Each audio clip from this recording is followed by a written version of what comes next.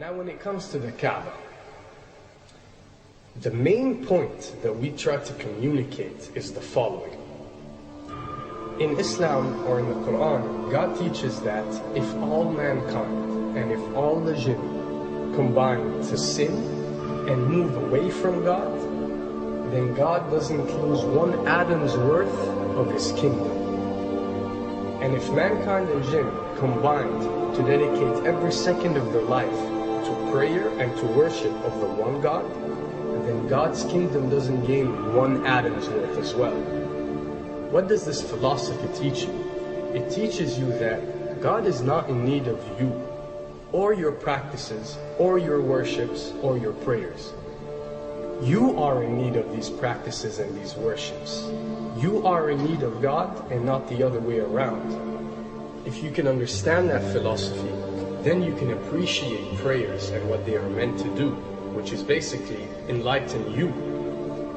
So when dealing, for example, with the Kaaba, Muslims are required to go and perform Hajj one time in their life, and it's one of the 5 pillars of Islam. Growing up, most Muslims accept this, and most of them do it without questioning, and this is the essence of belief, and this is great.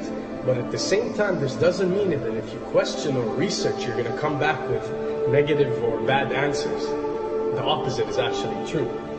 So when we started researching into the esoteric agendas and we started researching the elite, we found out how much certain type of practices and rituals can affect your lives. So when we went and placed this on Islam, we developed an even deeper respect for this religion and a far deeper respect for God and the Creator of us.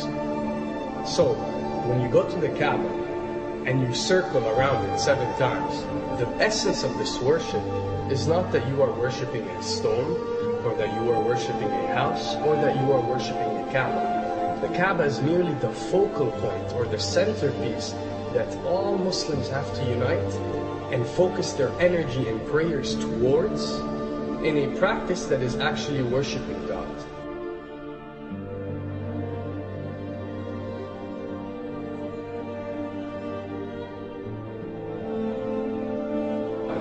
Now, going in circles counterclockwise does not break you away from time and space. But the fact that the energy of the Kaaba is the strongest energy on earth and it flows counterclockwise, by you flowing in correlation with this energy, you are uplifting yourself. You are reaching spiritual levels that you rarely do experience anywhere else on earth. And the fact that you got to do it 7 times, and we are taught that there are 7 skies, or 7 samawat, or 7 spiritual planes, then one can discover that each circle breaks you through a spiritual plane spiritually, so you can reach the ultimate state of wisdom and spirituality. Does this mean that only Muslims can reach this level? Does this mean that if you're not Muslim, you give up or you reject this information? Not at all. In essence, any one of you, regardless of what your faith is, if you are dedicating your worship and your journey to the one and only Creator and not anything created, then you are on a righteous path.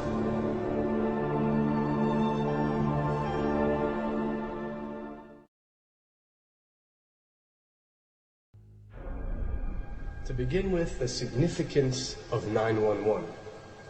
What you have to understand, and what we are trying to explain, is that when dealing with extra dimensions, or when dealing with beings from extra dimensions like jinn, for example, or when dealing with the Illuminati, or the elite, or people that follow a certain type of esoteric agendas, although me and you communicate through words and letters, they have chosen a different type of language.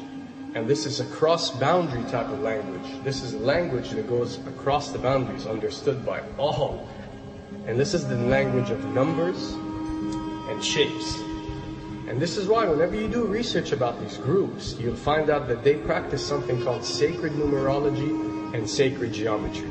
What does this mean? It means that each number is given a meaning. Each shape is given a meaning. A meaning is communicated whenever a shape is presented or a number is presented by these specific groups. I'm not talking about random people or random groups. We're talking about specific groups that follow this type of agenda. When numbers are used, it signifies a certain type of meaning. When shapes are used, the same is followed. So, in their definition, in a numerological sense, 10 is the Alpha and the Omega, or the God. 11 is a step above God. 101 is a step above God.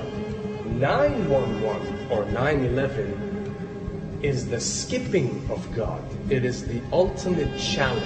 It is going from number 9, which has a specific meaning, to number 11 without going through 10. It's skipping God. So it's no coincidence that this event that we call 911 today took place on 911. It is the ultimate challenge. So now that we understood what 911 means, what other practice do we do that deals with 911? Calling a number whenever you are in an emergency. Now, creating an institution that helps people whenever they are in need of help and whenever they are experiencing an emergency is fine. There's nothing against it. There's no religion, there's no logical person on earth that will tell you this is wrong. But when you understand how sinister that these elites are and the way they work on a level that's way beyond what you think.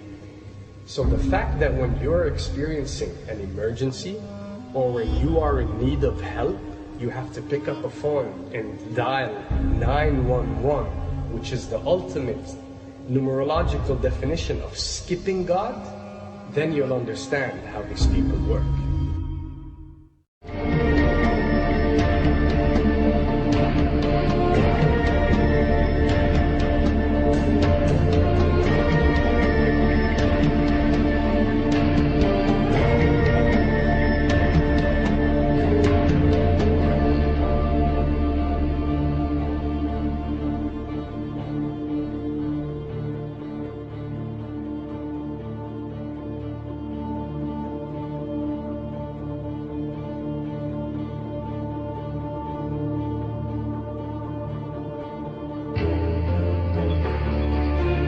And when dealing with rituals, we recognize that everything adds up.